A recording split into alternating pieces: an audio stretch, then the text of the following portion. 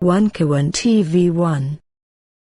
Bismillahirrahmanirrahim. Assalamualaikum warahmatullahi wabarakatuh.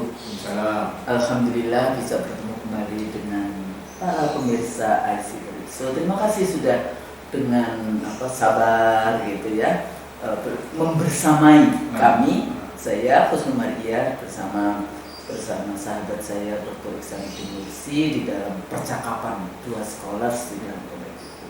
Insya Allah nanti kita juga ada kawan juga yang hadir ya, tapi bukan yang di sesi ini. Nah, Bang Nursi, beberapa waktu ini kita melihat lagi kondisi kepolitikan domestik kita. Di satu sisi kita mengikuti apa yang dilakukan oleh Trump, statement Trump yang bahasa yang gak enaknya nyebelin gitu ya. Bagaimana menjelaskan itu? Sok tahu mau mengambil alih Gaza, ada Panama, dan dia juga kemudian membubarkan USAID, ya kan? Kemudian dia katanya dialah yang membiayai pengungsi. Oh, itu pakai yang UNWR, yang refugees itu ya, yang di Gaza, di Palestina terutama. Tapi itu kan juga di seluruh negara. Satu-satunya ya Amerika yang tidak meratifikasi itu convention tentang perempuan. CEDAW Convention itu Amerika tidak meratifikasi.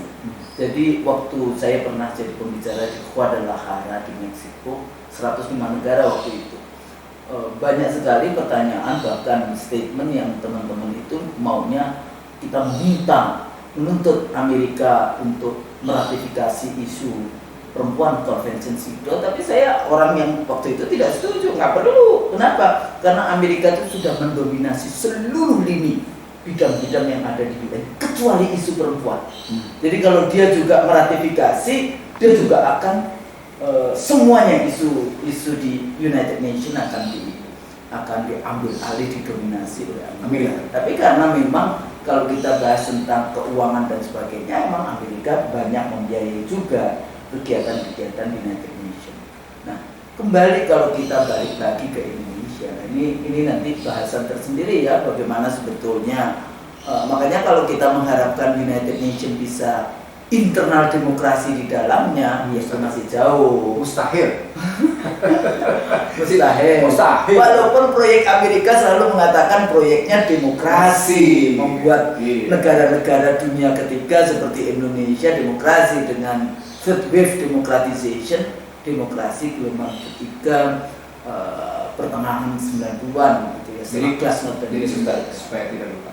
Jadi kalau kita mencari istilah one governance, bukan one government, tapi one governance, gitu ya.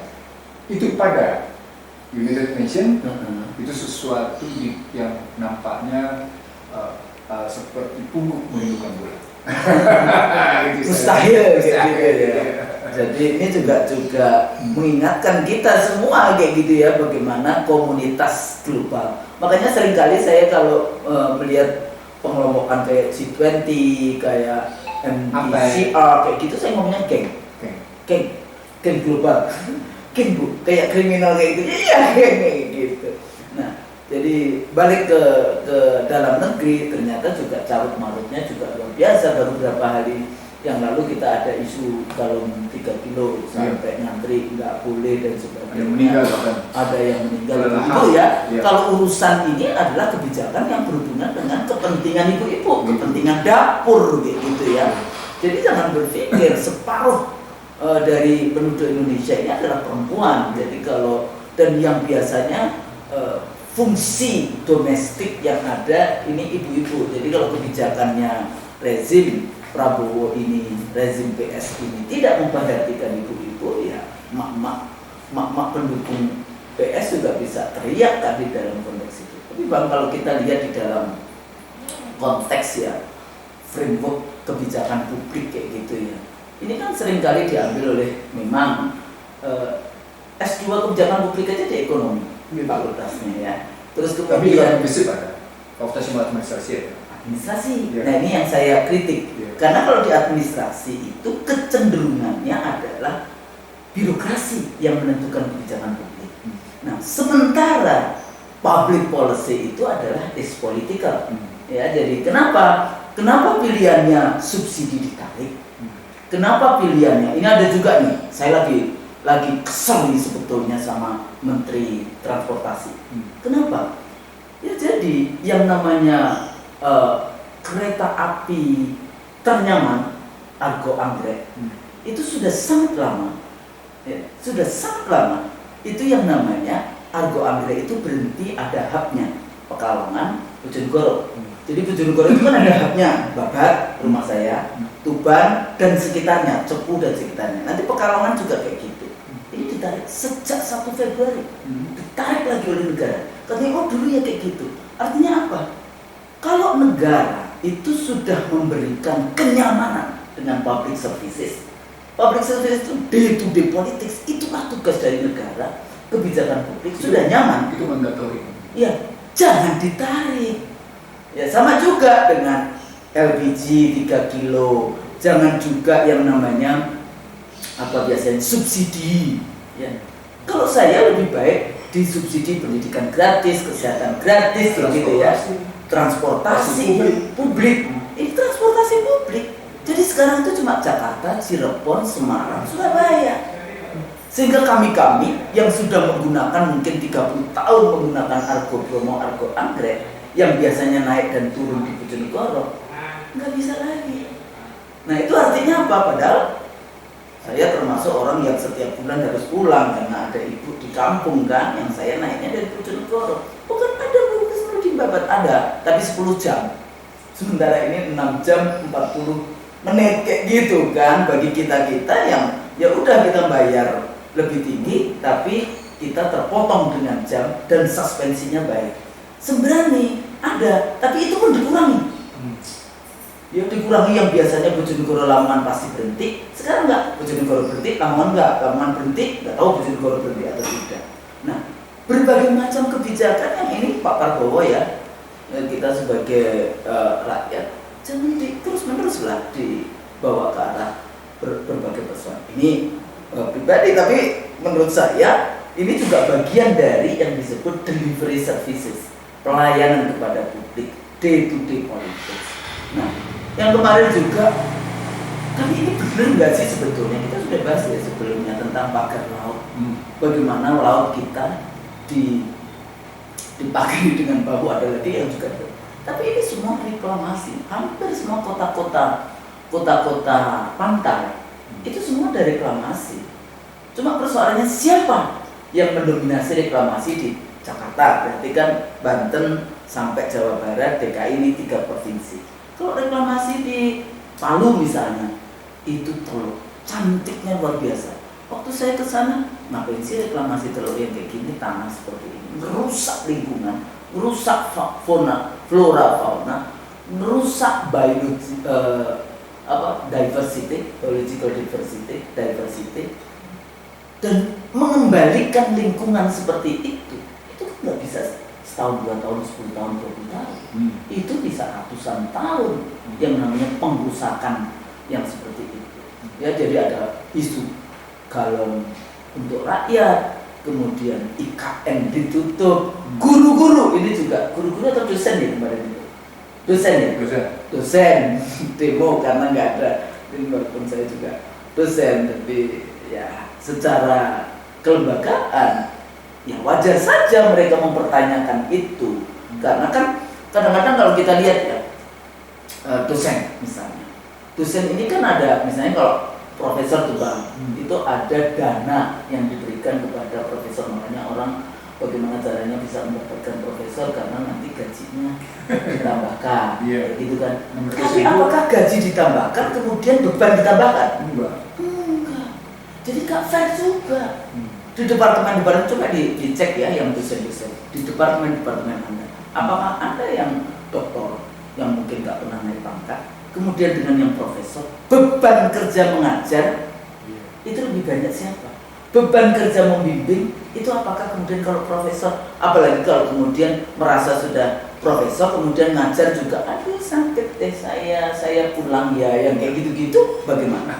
Jadi ini juga persoalan-persoalan etik, persoalan-persoalan kalau kita morality, persoalan-persoalan kalau kita bicara tentang integritas. T ya, akhirnya memang di dalam konteks itu. Nah, di dalam konteks kalau kita lihat isu-isu yang tadi ya, pagar laut, galon, IKN, isu-isu tentang kenaikan pajak, kenaikan PKB, dan sebagainya. Tapi ini kan rentetan, karena suksesi rezim yang kemarin, ini kan masih meninggalkan banyak hal, ya, dengan diangkatnya anak presiden waktu itu dengan menggunakan MK, dengan menggunakan KPU Bawaslu aparatus negara, gitu ya, dengan menggunakan bansos sampai hampir berapa 400 sampai 500 triliun. Semuanya itu digunakan di dalam kerangka untuk memperpanjang rezim yang ada. Ya, ditambah lagi rentetan sebelumnya ya, dengan survei 3 periode, survei untuk memperpanjang masa jabatan sampai 2027. Jadi sebenarnya persoalannya belum selesai. Di sini letaknya leadership.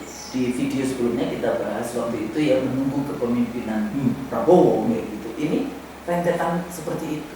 Adakah di dalam konteks ini keinginan-keinginan di dalam konteks pengambil alihan misalnya di dalam konteks itu, atau isu-isu itu sebetulnya yang kita sebut sebagai ya apa, jadi kayak gembosi dari dalam, jadi kayak di dalam konteks teorinya itu yang disebut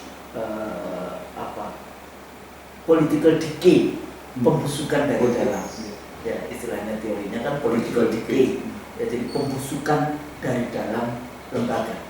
Nah, di sini letaknya seringkali kadang-kadang pendukungnya Prabowo misalnya seringkali mengatakan hati-hati Pak Prabowo, kayak gitu ya, dari isu usia, dari isu ini. Tapi kadang-kadang kesehatan gitu. Walaupun seringkali juga pendukungnya juga agak terlalu ini ya. Pak Prabowo luar biasa di dalam konteks pidato-pidatonya. Ya iyalah, itu kan nggak usah dipuja-puji. Ya memang berbeda. Yang satu beda juga ya, yang satu ijazahnya apa sih sebetulnya, insinyur atau dokter Andes kayak gitu kan. Yang satunya lagi memang track recordnya jelas di dalam konteks itu. Jadi kalau bicara tentang orasinya, bicara tentang substansi orasinya baik dalam negeri maupun di internasional, ya iya, itu nggak usah diperdebatkan, nggak usah dibandingkan di dalam konteks itu. Tapi itu udah demokrasi. Nah itu ya, one vote one person one value. Jadi ini juga persoalan, kadang-kadang kita membaca demokrasi seperti membaca ayat-ayat Al-Quran, padahal ini bikinan manusia saja kayak gitu ya. Yang salah satu kelemahannya adalah di dalam demokrasi itu semu. Yang kedua lagi ini Bang, bahwa orang yang baik, orang yang berkualitas belum tentu bisa menang di dalam one vote one person one value, apalagi dengan cara-cara yang disebut money politics di dalam konteks itu ya, vote buying, jadi electionnya nggak ada integritasnya yang seperti itu. Nah, melihat fenomena-fenomena yang ada, ya, rentetan gitu, isu pagar, isu galon, isu ini, ya, isu FUFA masih belum selesai, isu dan seterusnya.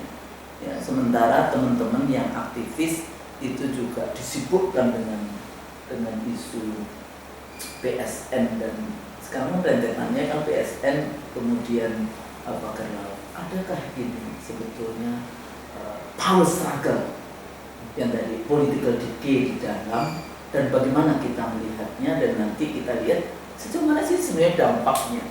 Di samping nanti kalau kita mau bahas tentang apakah ini ada nanti berhubungan dengan kondisi bangsa ini, terutama kalau kita bicara tentang makroekonomik ya, isu-isu finance, isu-isu investasi, isu-isu yang berhubungan dengan makroekonomi. Makroekonomi itu berhubungan dengan keuangan negara, fiskal dan moneter. Nah, dengan kondisi yang seperti ini, di samping kalau kita bahas tentang masyarakat kita, setiap hari kan mari kita bacanya keluarga, bunuh diri sekeluarga, gitu kan, karena isu-isu yang ada judi online, pinjol dan sebagainya, kayak gitu ya. Kemudian perempuan bunuh yang kemarin itu dipotong-potong dan sebagainya. Apa yang sebetulnya terjadi di negeri kita? Dan bagaimana kapan kira-kira kita mau membahasnya, kira-kira yang seperti itu, dan nanti juga pemirsa bisa juga terus-menerus mengikuti bahasan kita supaya kita lebih waspada dengan apa yang terjadi. Sejak Prabowo bilang dia akan memburu koruptor ke Antartika, koruptor, tapi ternyata koruptornya di depan mata, dia tidak bikin apa-apa, orang langsung berkesimpulan, oh ini ada persoalan ancaman kudeta. Kenapa? Karena tadi Kusum menggunakan istilah political decay. Si koruptor adalah a part of power delegitimation. Iya, Ya kan? iya. Koruptor, corruption, Korupsi. power tadi, a part of political decay sebagai pembusukan dari dalam, bagian dari power delegitimation, delegitimasi kekuasaan yang sah, yang apa. Kalau itu terjemahannya, maka sesungguhnya muncul pertanyaan, apa Prabowo memang tidak punya nyali menghadapi isu-isu yang jelas-jelas secara hukum itu sudah memenuhi prinsip untuk diproses secara hukum, gitu misalnya. Contoh sederhana, paling tidak kita melihat di sini sebelum kita kasih contoh. Paling tidak kita lihat di sini ada 6 masalah. Pertama, sejak awal ribut soal Fufuwaka yang tidak selesai. Fufuwaka biarkan terpadu-padu. Yang kedua, darurat korupsi yang tidak jelas tindakannya kemana. KPK yang sekarang sekedar melanjutkan isu lama. KPK seolah-olah menyelam dalam kasus-kasus lama seperti kasus Rita Widiasari yang terus diuber siapa-siapa pihak terlibatnya, sehingga rumah Yakto Suryo Sumarno digeledah dan diambil beberapa mobil uangnya diambil. Itu bukti darurat korupsi, tapi darurat korupsinya yang eksesnya tidak berjalan, cuma yang isu-isu lama yang terus. Kasus Harun Masiku yang tidak pernah selesai misalnya, ya kan? Kasus Harun Masiku dan berbagai kasus lain yang juga Firly Bahuri ya kan, yang tidak pernah selesai di situ.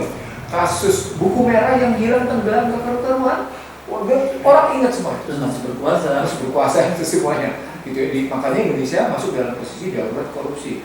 Ini sebenarnya bagian dari kita kemarin bicara sebelumnya, krisis bernegara. Nah, coba kita jawab dalam perspektif apa yang menjadi penyebab bernegara. Yang penyebabnya tadi kita bilang kasus Fufuwaka, kasus korupsi. Nah, yang bawa bilang akan kejar sampai ke Antartika. Lalu berikutnya kita bisa lihat kasus bagaimana itu hiperbol itu benar mau ke Antartika artinya dimanapun ini sejauh Antartika pun akan di. Kalau kita mau menggunakan, saya setuju itu sebagai hiperbole, tapi penerjemahan konkretnya kan pada tindakan. Bahwa Anda akan memburu siapapun. Iya. Betul. Anda akan jadi kalau ada koruptor di depan mata, ya Anda tidak perlu juga berupaya sampai katakan kemarin yang soal EKTP ketangkap lagi dari Singapura itu gitu. Ini kan akan melibatkan banyak pihak. Apa iya memang kasus? Jadi begini istilah saya, dive in corruption problem, menyelam dalam korupsi, dalam masalah-masalah korupsi. Itu sebenarnya tidak menyelesaikan masalah. Menyelesaikan masalah. Tapi statementnya, pidatonya mengatakan udahlah kembalikan duitnya nanti kita. Itu yang dibilang memaafkan, itu yang tidak menyelesaikan jalan keluar, itu tidak memberi jalan keluar. Karena problematiknya bukan di situ, problematiknya di sistem. Problematiknya di aktor. Jadi dua ini yang kita sebut sebagai krisis. Dan aktor. Kita sebut sebagai prahara. Nah, ini bagian dari prahara. Ketika sistem dan aktor yang terkena, ini bagian dari prahara. Dan bagian dari prahara yang sudah mengakar, itu masalahnya. Makanya kita bilang itu prahara. Kalau dalam buku saya baca ya, prahara bangsa, buku barunya Bang Nursi. Itu jelas, apalagi pejabat tidak malu-malu gitu ya. Dia adalah penguasa, tapi juga dia sekaligus pengusaha. Itu kacau di situ. Itu kacau betul itu. Itulah dampak dari pilkada itu salah satu. Dampak dari Undang-Undang Dasar 2002. Oh iya. Tapi tidak hanya cuma pilkada, karena kabinet juga sama aja, presidennya juga sama aja. Itu karenanya kekacauan peranan dalam panggung publik. Itulah makna sesungguhnya tidak bisa dilanggarnya berkat rahmat Allah yang Maha Kuasa dan didorongkan oleh keinginan luhur. Pengertian didorongkan oleh keinginan luhur, subjektivitas Anda harus Anda tinggalkan dan tanggalkan. Subjektivitas diri kita, apapun kita harus tanggalkan. Kita terfokus pada objektivitas kita. Apa objektivitas kita? Visi misi. Konstitusi. Iya. Itu jadi alinea 2 dan alinea 4. Gitu mestinya ngelihatnya. Jadi itu tadi ya. Kita lihat tadi fufu fafa, darurat korupsi, lalu muncul kasus yang namanya ini isu lama yang kemudian dipersempit hanya dengan persoalan subsidi tidak tepat sasaran. Subsidi tidak tepat sasaran itu kan bukan hanya bicara soal gas. Negara memang punya tanggung jawab berdasarkan pasal 23 bahwa APBN untuk menyejahterakan, bahwa sumber daya dan produksi untuk menyejahterakan. Jadi ketika Anda menyebut subsidi salah sasaran, Anda sedang secara tidak malu-malu, kayak pemerintah, Anda sedang tidak malu-malu sedang menerapkan yang namanya sistem ultra neoliberal yang berdampak pada ultra modern slavery system. Budak tidak merasa sebagai budak, sistem neoliberal tidak dirasakan sebagai sistem neoliberal. Itulah istilah IC The Real Show. Ultra modern slavery system. Gitu loh. Karena budak tidak merasa sebagai budak, itu problemnya. Orang miskin ya sudahlah, saya memang miskin. Dia lupa bahwa kemiskinan dia adalah kemiskinan struktural, bukan kemiskinan ini. Negara wajib mengatanya bagaimana bahasa pasalnya. Pasal 34, fakir miskin dan anak terlantar dipelihara oleh negara. Dipelihara, mendapatkan pekerjaan yang tiap warga negara berhak atas pekerjaan dan penghidupan yang layak bagi kemanusiaan. Pakai indikator bagi kemanusiaan. Jadi artinya betapa negara punya kewajiban. Jadi pasal 23-nya begitu, pasal 27 begitu, berhubungan pasal 3-nya gitu. Jadi nggak usah kemudian kemudian Menteri Keuangannya, kita kalau nggak mau bayar pajak keluar dari Indonesia. Supaya kenapa kemudian harus dinaikkan? Supaya rakyatnya itu bisa mandiri ya. Waktu itu Menteri Keuangannya. Ya, kalau Anda bicara tentang tidak mau bayar pajak presumsi keluar, sekarang kami tanya sama Anda, kenapa Anda menciptakan hutang? Saya tambahin. Anda bilang, kami butuh dalam rangka fiskal. Kenapa Anda kemudian gadaikan sumber daya alam dan kedaulatan ekonomi? Sama aja. Jadi hati-hati ya, jadi pejabat itu statement itu dicatat oleh mereka. Nanti harus mempertanggungjawabkan saat mengambil hisab. Jelas harus dipertanggungjawabkan dong. Apalagi sekarang sudah 8.837 triliun. Dan ternyata APBN kita hari ini bayar bunganya saja 500 berapa triliun? 546 triliun. Ditambah lagi dengan bayar ribanya saja. Tambah dengan pokoknya berapa coba? Berapa? Sudah 1.300 sekian triliun. Saya cuma ngomongin ribanya saja, karena kalau bayar itu begitu sampai pada negara terkena riba, maka sebenarnya negara itu sudah diperintah oleh bankir. Itulah the shadow government. Tapi jangan di situ dulu. Oke. Jadi terkena kita yang namanya pemerintah tidak menjalankan perintah mandatori konstitusi, apa itu? Memisahkan antara hajat hidup orang banyak dengan barang komersial, antara jasa hajat hidup orang banyak dengan jasa komersial. Negara tidak menjalankan itu, dan negara wajib menjalankan itu. Jangan bilang kami punya pasal 33 ayat 4, itulah bukti Undang-Undang Negara Republik Indonesia 2002 itu baca habis gitu, karuan oleh yang namanya sejumlah ekonom yang waktu itu mengusulkan, sehingga terjadilah benturan, terjadi inkonsistensi pemikiran dalam Undang-Undang Dasar 2002 yang antara pembukaan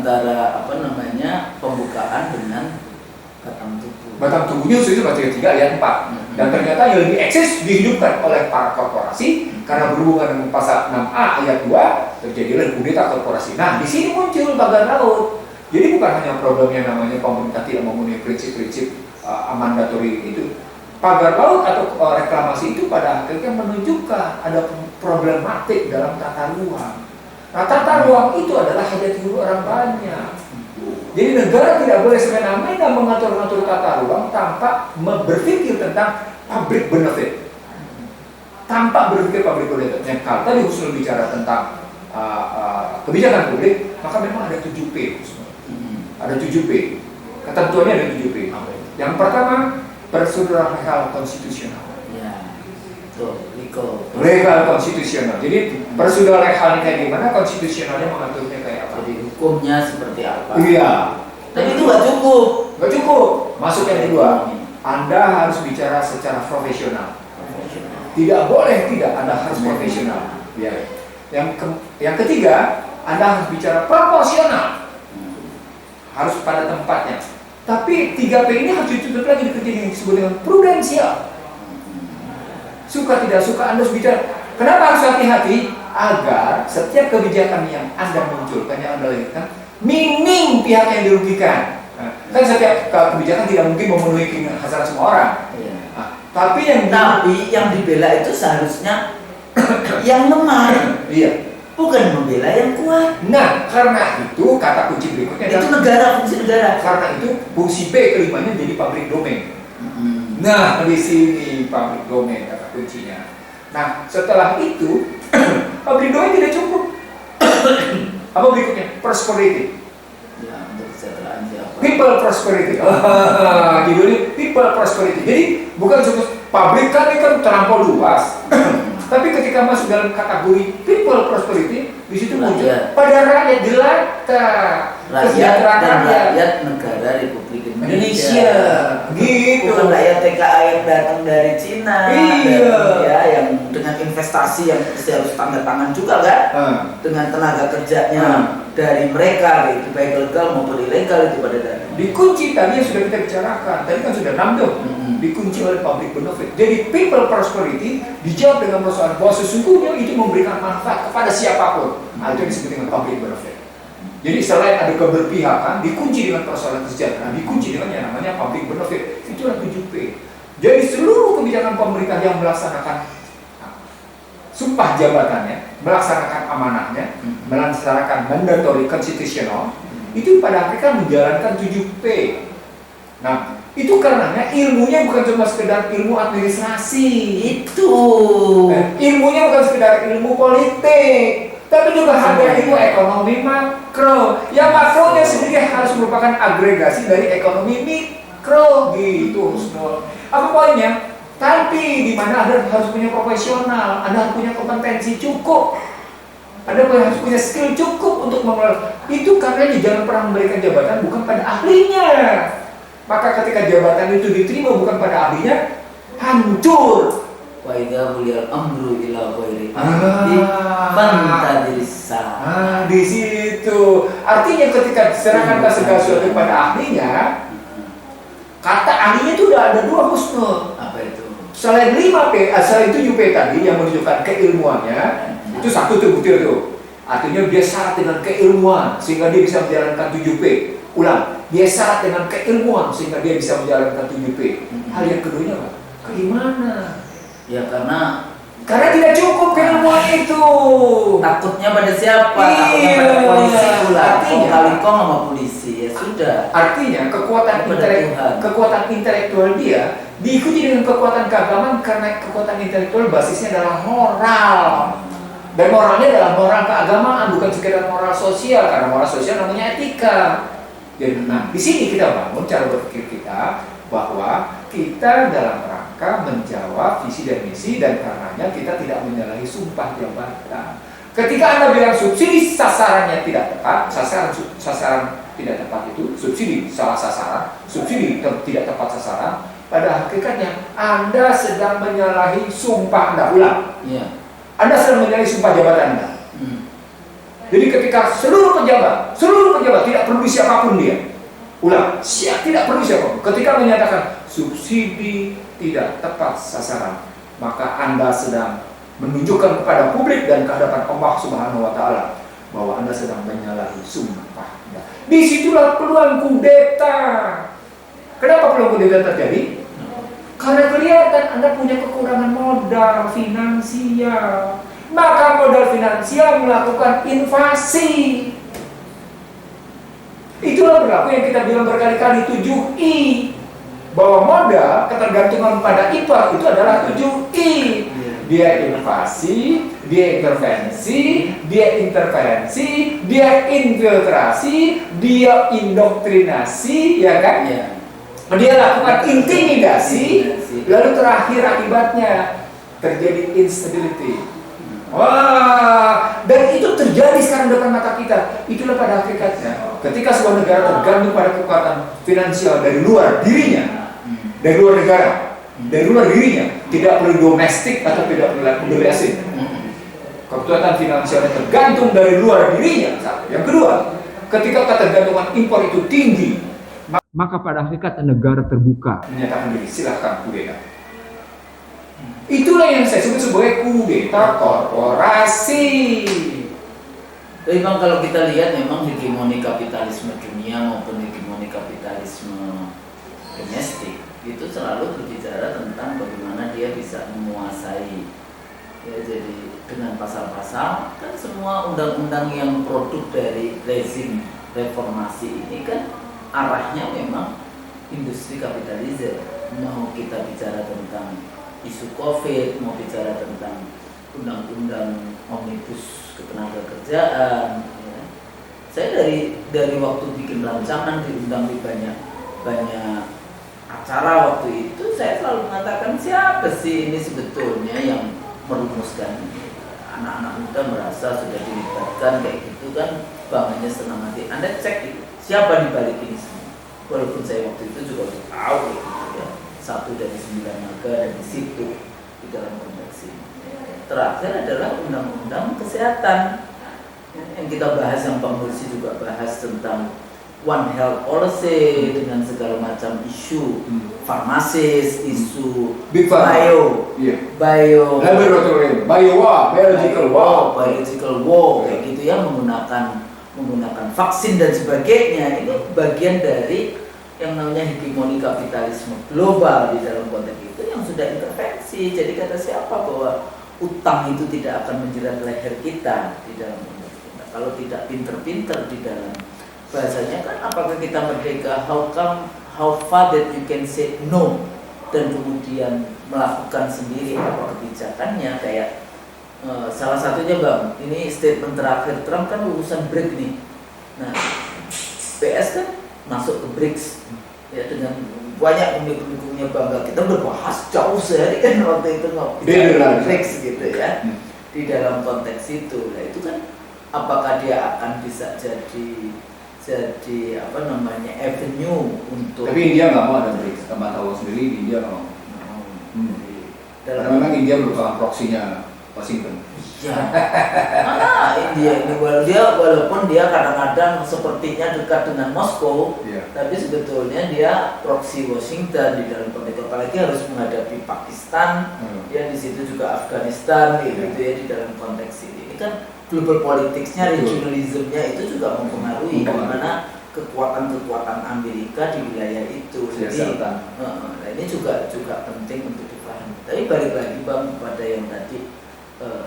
Kemungkinan dengan political decay ya, dengan segala macam ini. Tapi ini kan sebetulnya memang isu 10 tahun terakhir rezim sebelum PS itu kan dia memang harus carry over, baik itu isu korupsi, baik itu. Cuma kan persoalannya sejauh mana. Kemarin ada video yang beredar itu yang kasus Asabri itu ada di Swiss orang kan viral juga kan. Dia mau beli jam yang termahal atau apa? Lelang. Ikut lelang. Nah, jadi kalau kita lihat dengan kasus carry over yang waktu itu juga sudah kita bahas kayak gitu. Sebetulnya apakah kita tidak memberikan waktu kepada PS untuk apa ya, merumuskan langkah-langkah itu? Orang kan kalau pendukungnya kan selalu mengatakan, oh ya Pak PS kan ahli strategi, tapi kadang-kadang kok belakang deh. Sekarang pertanyaan ini, kita tadi sudah sampaikan masalah. Kita ngakui bahwa kita darurat korupsi. Betul. Kita ngakui bahwa kita darurat narkoba. Ya, drug. Kita darurat korupsi. Itu saya mau rentetan. Dia bagian dari yang disebut dengan social distrustnya tinggi. Kalau social distrust, intensitas social distrust tinggi, intensify. social distrust. Itu bagian darurat sosial. Itu bagian dari usul gitu. Jadi ketika orang sudah kehilangan rasa untuk berbagi satu sama lain dan peduli dengan dirinya sendiri, itu bagian dari yang namanya darurat sosial, Husnul. Itu yang disebut dengan luluhnya modal sosial. Jadi kita mengalami darurat korupsi, kita mengalami darurat narkoba, tambah sekarang kita mengalami krisis fiskal. Apa indikatornya? Cabutnya sejumlah anggaran penghematan sebesar 306 triliun sampai 309 triliun, itu angkanya saya tidak tahu persis, tapi sekitar 36 sampai 39 yang berdampak pada ASN. Gajinya nggak kena. Nanti katanya nggak dapat gaji 13, lebaran, nggak ada, terus dolim terus ya. DPD aja anggaran terkurangi sampai 511 miliar. Padahal MPR nggak dikurangi, DPR tidak dikurangi, KPK tidak dikurangi, gitu kan? Tapi DPD bisa dikurangi karena DPD menyatakan kolaborasi dengan pemerintah. Istilah ini tidak mengerti konstitusi. Istilah ini melanggar konstitusi. Emang dia departemen bisa kolaborasi? Dia dewan kok. Parlemen itu to control, bukan to collaborate, to control pemerintah. Yang kedua to legislate, ketika budget. Tapi akibat dia bersedia, ready and willing and dare to be a collaborate with the government, gitu ya. So they got the cutting from the fiscal, the allocation, the budget. Bahkan ngeri kayak gitu. Oke, itu gambaran krisis fiskal yang tapi gajinya pimpinan tidak dikurangi kan? Saya nggak tahu. Saya cuma ingin mengatakan ada kesalahan. Kadang-kadang di dalam konteks kelembagaan, selama kepentingan individunya nggak terkurangi, kadang-kadang dia cuek, nggak mikirin lembaga. Enggak, saya ingin mengatakan begini, Husnul, ke pemirsa Action Ratio. Para pejabat ini tanpa malu kompetensi ini kurang, sesungguhnya sedang menjalankan krisis konstitusional. Tanpa malu menunjukkan kompetensinya, Husnul. Itu yang kata kuncinya. Eksekutif maupun legislatif. Iya, dua-duanya. Nggak cuma legislatif, dua-duanya. eksekutif juga. Kebayang nggak bagaimana yudikatif bisa memberhentikan yudikatif? Legislatif bisa memberhentikan. Ini kan kacau, separation of power-nya kacau. Itu yang saya sebut sebagai betapa Undang-Undang Dasar 2002 itu tidak punya aplikasi ke dalam struktur dan mekanisme pembagian kekuasaan. Nggak jelas sama sekali. Coba pikir, Anda punya tata urutan perundang-undangan, tapi ketika diaplikasikan dalam struktur kekuasaan, struktur dan mekanisme kekuasaan, itu nggak jelas. Akhirnya, parlemen hanya digunakan sebagai cap legitimasi. Nah, lalu parlemen ketika bersuara kritis dibungkam, membungkam suara kritis. Diberhentiin, diteror, PAW. Bukan, diteror dulu masuk PKD, masuk Badan Kehormatan Dewan. Atau kemudian dikoruptor. Iya, udah dikoruptor. Enggak cuma dikoruptor kan, seluruh, makanya hati-hati nih, semua pejabat nih, hati-hati, Anda punya rekod lah. Isu harta tahta dan wanita, harta tahta dan seks ya, enggak cuma wanita, ini dipegang sehingga itu akan dijadikan alat untuk meneror itu tadi. Sebentar. Saya akan mengambil isu yang Husnul konsisten mengkapanyakan. Harta, tahta, dan seks. Seks ini bukan hanya persoalan lawan jenis, Iya. Bukan hanya persoalan perempuan dengan lelaki, bukan hanya persoalan lelaki dengan perempuan. Ini juga menyangkut soal LGBTQ. Ini saya bilang krisis sosial sudah, dan ini ditercium. Makanya saya bilang ini isu, ini bagian nanti keseluruhan dari isu yang kita tampilkan. Dari mulai tadi korupsi, dari mulai soal kesalahan pemahaman subsidi, soal pagar laut yang merupakan tata ruang, persoalan krisis sosial, political decay, gitu ya, sampai kepada persoalan bagaimana nanti menghadapi makan bergizi gratis yang punya masalah, bagaimana menghadapi situasi krisis energi, krisis pangan, gitu ya, yang krisis finance yang dilakukan oleh Trump, tapi itu bagian kedua nanti. Kita melihatnya bahwa memang seakan-akan kudeta sedang membayang-bayangi Prabowo Subianto. Karena dianggap tidak mampu. Makanya kita bertanya tentang format kepemimpinan Prabowo Subianto. Saya ulang, kudeta seolah sedang membayang-bayangi Prabowo Subianto. Nah, kalau ini seakan-akan saya pakai kata-kata seakan-akan membaik, walaupun kemudian di media sosial kata-kata seakan-akan itu tidak ada. Kudeta Prabowo Subianto itu sudah di depan mata, gitu. Saya enggak, karena saya percaya masih ada cara kita, masih ada cara kita mengatasi. Jadi di sini sesungguhnya IC Lerisho bukan menawarkan pemikiran pesimis. Ratusan konsep berpikir dari IC Lerisho itu menawarkan pemikiran kritis yang optimis. Itu sebenarnya itu sangat ada. Kalau sudah harus dari leadership ya exercise leadership Anda dengan baik. Kalau saya mengikuti hampir semua diskusi-diskusi strategik di terus ya, saya ikuti. Mereka sepakat dengan tesis yang kita bangun. The last problem, gitu ya. The latest bukan the latest problem, gitu ya. Itu leadership. Itu kunci. Selalu kita bicara leadership. Karena Anda lah yang benar membawa arah dari bangsa ini sebagai driving force-nya kayak gitu. Nah, itu makanya dalam teorinya Alexander Lewis dalam kerangka modal sosial, saya tidak hanya melihat soal nilai, komitmen, trust dan social network atau jejaring. Jelas leadership. Itu teori modal sosial yang saya bangun dalam disertasi saya begitu gitu. Nah, karena itu supaya kita tidak dibayang-bayangi oleh kudeta, tapi langsung menempel, dikontrol oleh konstitusi, maka Anda harus paham betul konstitusi yang Anda pegang itu apa. Ini persoalan Pak, kelemahan dari semua pejabat di Indonesia. Semua loh ya, saya bisa klaim itu semua. Pernahkah para pejabat itu, baik legislatif maupun eksekutif, di dalam setiap argumen, di dalam setiap kebijakan, dia itu menggunakan yang namanya kerangka konstitusi. Dia itu sedang mengimplementasikan pasal konstitusi yang mana menjadi bagian yang sangat penting di dalam diskursusnya, menjadi bagian yang sangat penting di dalam diskursnya. Kan nggak ada. Saya ingin menjawab Muhammad Husnul. Tahun 82-83 ketika saya berada di sebuah media kepada seorang menteri yang disebut kategori cerdas gitu ya. Saya sedang bertanya 3 hal. Bahwa sistem neoliberal yang sudah Anda mulai terapkan, kan itu sudah masuk era Reagan Thatcher kan? Iya. Makanya Reaganite dan Thatcherite istilahnya. Iya. Itu 80-an, pertengahan 80-an. Awal sampai pertengahan. Makanya saya ngomong tadi 82-83. Kepada menteri yang bersangkutan saya bilang, ketika Anda menerapkan sistem neoliberal, maka Anda sedang mendegradasi nasionalisme. Ya. Ketika Anda menerapkan neoliberal, maka Anda sedang meluluhlantakkan patriotisme. Itu ya?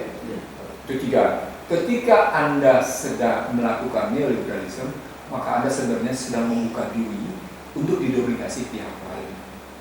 Jadi bikin karpet merah, monggo, rusaklah, silakan merusak negara. Usul percaya nggak? Itu 82-83 saya ngomong kayak gitu. Ditolak oleh menteri, saya nggak usah sebut siapa namanya. Tapi 94 kemudian, tahun 94, dengan gagah itu dia tampil di muka publik dalam sebuah seminar bahwa kita sedang mengalami krisis nasionalisme, bahwa kita sedang mengalami krisis patriotisme. And you already speak like 15 years before.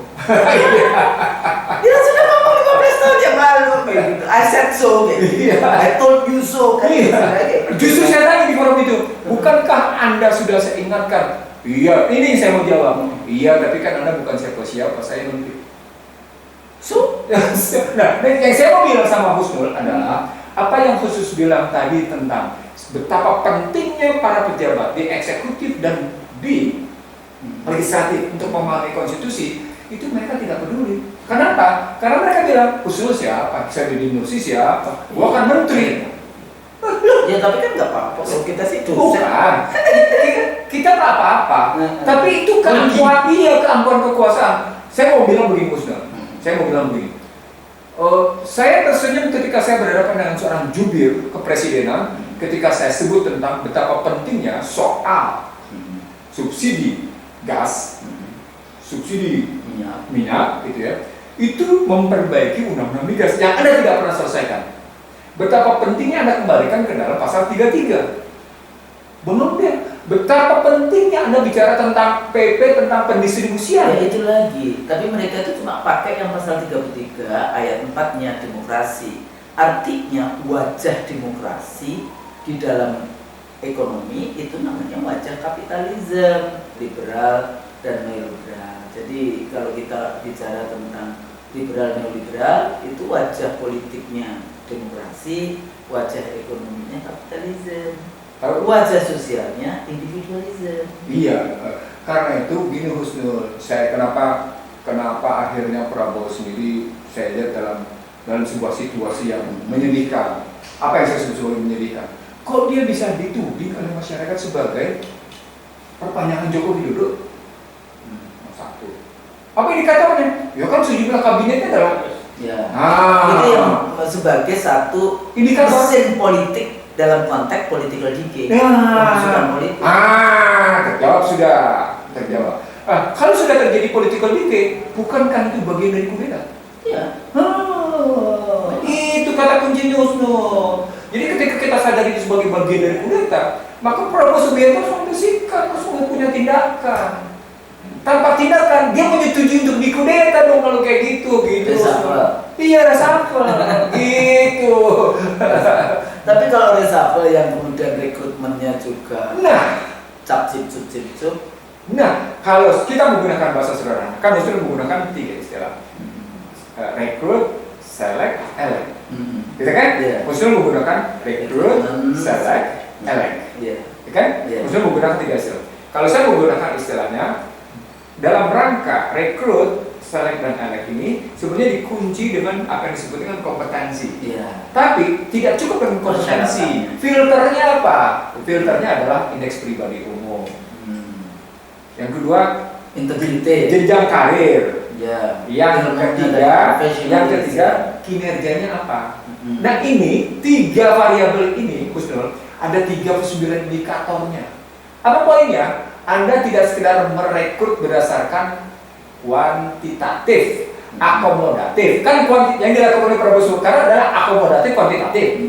Mestinya diubah. Anda harus melakukan apa yang disebut dengan akomodatif, kualitatif. Boleh mengakomodasi karena memang situasinya politik begitu. Tapi ada tetapinya. Kembalikan dulu dong dalam cara berpikir yang sehat. Cara berpikir yang sehat itu visi, misi, kebijakan, strategi, struktur, program, berorang yang ketujuh. Begitu dong pikirnya. Ulang, visi, misi, kebijakan, strategi, struktur, program, berorang. Orang ini diambil dengan ukuran tadi, bagaimana indeks pribadinya secara umum, bagaimana jenjang karirnya, bagaimana kemudian kinerjanya. Kan sekarang persoalannya adalah siapa yang dianggap kemarin berkeringat di dalam konteks itu. Jadi konsepnya itu sangat sempit di dalam konteks rekrutmen. Siapa yang berkeringat di dalam pemilu, dialah yang akan mendapatkan rewardnya. Jadi ini sebenarnya format berpikir transaksional oke aja. Karena memang tapi tetap dengan persyaratan yang Anda beli apa, yang Anda bayar apa. Sehingga siapapun yang direkrut, walaupun dia ada payung besarnya, dia kemarin berkeringat. Tapi kadang-kadang berkeringat itu cuma karena urusan kecil. Saya tanya sama Husnul. Husnul merasa berkeringat nggak bagi bangsa negara ini? Berkeringat dong, dengan Anda mencerdaskan itu Anda berkeringat. Jadi bukan sekedar berkeringat pakai AC jadi tapi berkeringat berkeringatnya bukan dalam konten fisik. Anda berkeringat karena Anda sudah mencerdaskan bangsa dan negara. Begitu dong mikirnya. Untuk melaksanakan konstitusi. Oke, sebagai penutup Husnul, karena kita sudah sadari kita mengalami krisis di berbagai dimensi yang kita pernah sederhanakan, yakni political distrust, political disorder, political disobedience, yang kemudian berujung pada kudeta, dan sekarang situasinya terbayang-bayang kudeta disebabkan oleh berbagai hal yang terbawa carryover tadi, dan mempertanyakan kemampuan menyelesaikan masalah, leadership di situ kata kuncinya. Maka kata kuncinya, dan semua yang berada di situ, nggak cuma Prabowo saja, dia tidak akan bisa sendirian kan, dia harus didukung oleh kabinetnya.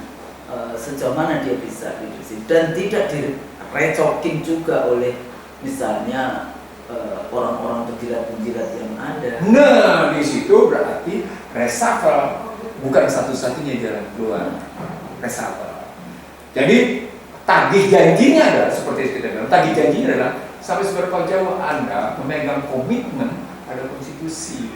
Kita selalu kayak gitu. Iya. Jadi balik lagi bahwa konstitusi adalah yang selalu saya katakan juga sebagai janji suci. Janji suci, memang perjanjian suci. Perjanjian suci. Iya. Dalam konteks itu saya seringkali malahan kita bisa lihat sejauh mana sebetulnya kita membangun dulu para pendiri bangsa ya, membangun replika dari perjanjian Madinah, gitu ya, di dalam konteks perjanjian yang Jakarta Charter.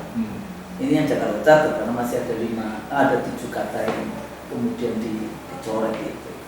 Karena itu lagi-lagi kalau kita ingat perjalanan bangsa yang kayak gitu, bagaimana 7 kata kunci dicoret, bagaimana kemudian bergeseran dari pemilu 55 ke 59 yang tidak selesai, dan reformasi dan seterusnya, maka suka tidak suka. Sesungguhnya orde lama, orde baru, era reformasi belum sungguh-sungguh menjalankan ini cita-cita para pendiri bangsa. Iya. Laki dan perempuan ya. Karena ada 2 iya. anggota BPUPK yang perempuan dari 62 anggota BPUPK. Karena itu gitu ya, kalau tidak ingin bangsa ini makin rusak, kalau pakai eskatologi, kalau tidak ingin menuju jalan kehancuran, kalau tidak ingin menuju jalan dan melanjutkan jalan ketersesatan, bukan menuju. Kalau Anda tidak mau melanjutkan jalan ketersesatan, inilah kesempatan bagi Anda untuk membuka jalan ya yang istilah siratal mustaqim kayak gitu. Tapi Bang, untuk di kesimpulan, ini balik lagi karena IC dari itu kan selalu juga menawarkan konsep-konsep kayak gitu ya.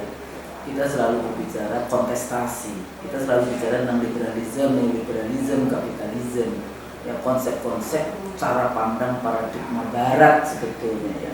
Barat itu Amerika, Washington Administration, yang dengan sekutunya Eropa Barat. Ya walaupun kita juga bahas tentang kan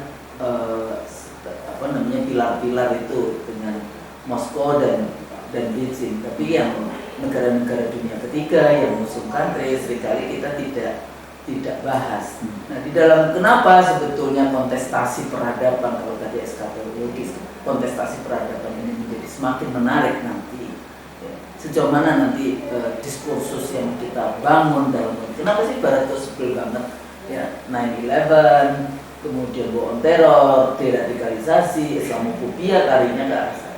Karena kalau kita lihat dalam konteks Islamic teaching, apa yang dikemukakan oleh Barat, ya apa yang dipraktekkan Barat, apa yang diproyek Barat tentang kapitalisme, industri keuangan, bank, riba, dan seterusnya.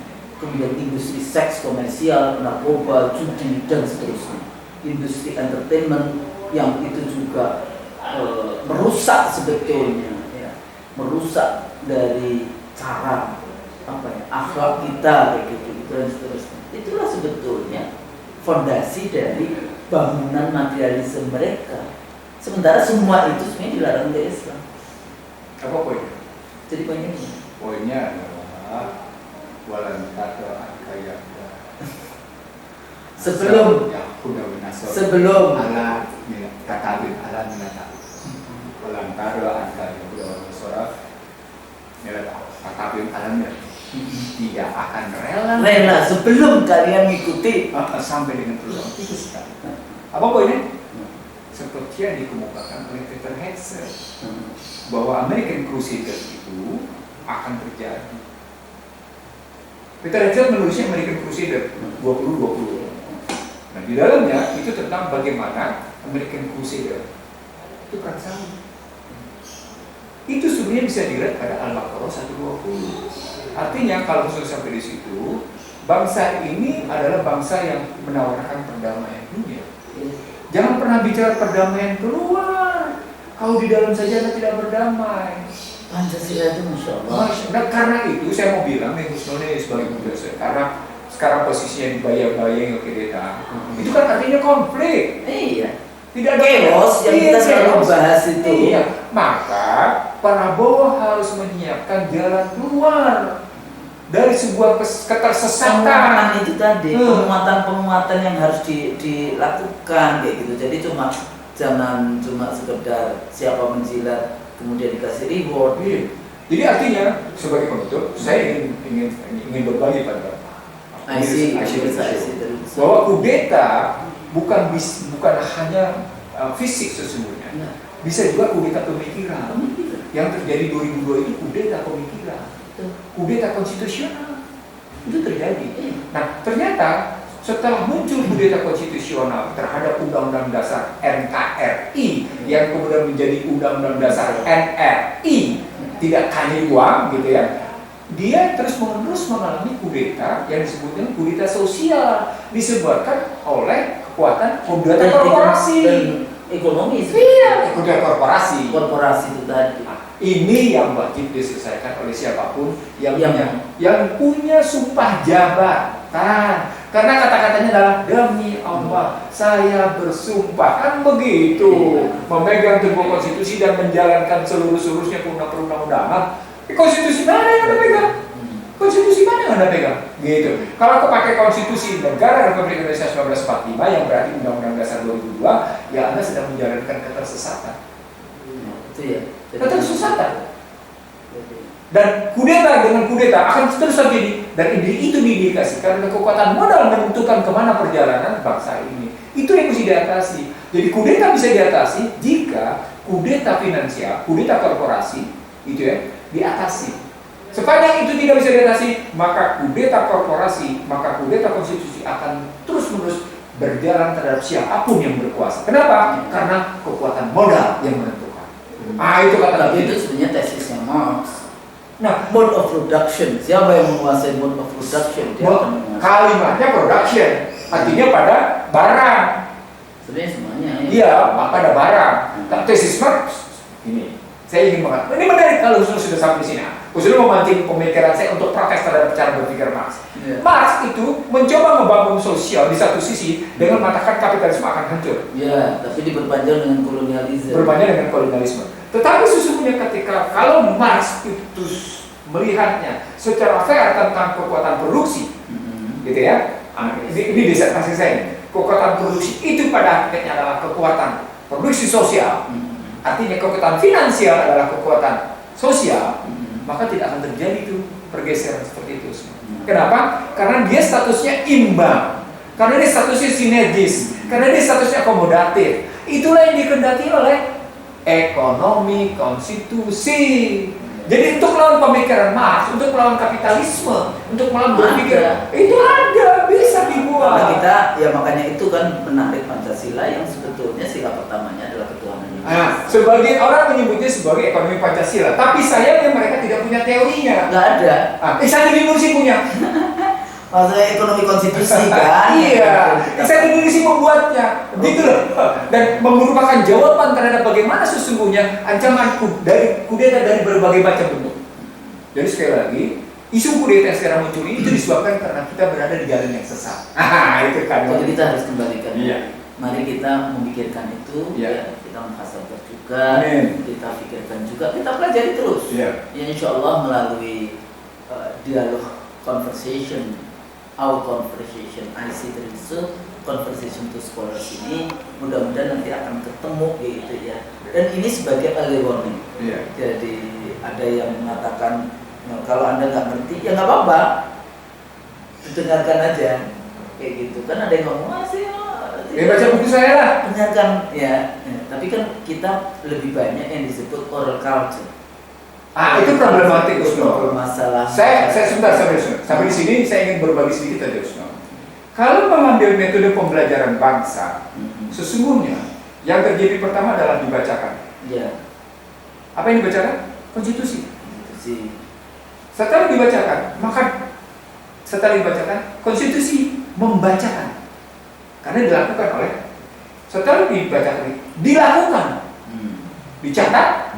Bagaimana? Dilakukan dan dicatat. Dibacakan, membacakan, dicatat, dilakukan, dimuhasabah, dievaluasi, dilakukan lagi, dimuhasabah. Jadi siklusnya begitu. Siklusnya begitu. Itu sebenarnya pembelajaran. Itu pembelajaran bagus. Ikhlas. Ikro. Peace Tapi be with namanya you. Peace be with Tadi, you. Jadi ada logikanya ada di situ. Nah, itu dibacakan oleh Jibril, dibacakan oleh Jibril, Terus langsung dibacakan oleh Muhammad kepada Muhammad, membacakan kepada para sahabat, dicatat, dilakukan, dimuhasabah, dilakukan muhasabah. Gitu 14 Abad yang lalu. abad yang lalu. Modelnya Insya begitu. Allah mudah-mudahan apa yang kita diskusikan ini bermanfaat, Amin. menjadi ilmu yang nafi, Amin. ilmu yang bermanfaat. Kalau salah itu dari kita. Iya. Ya.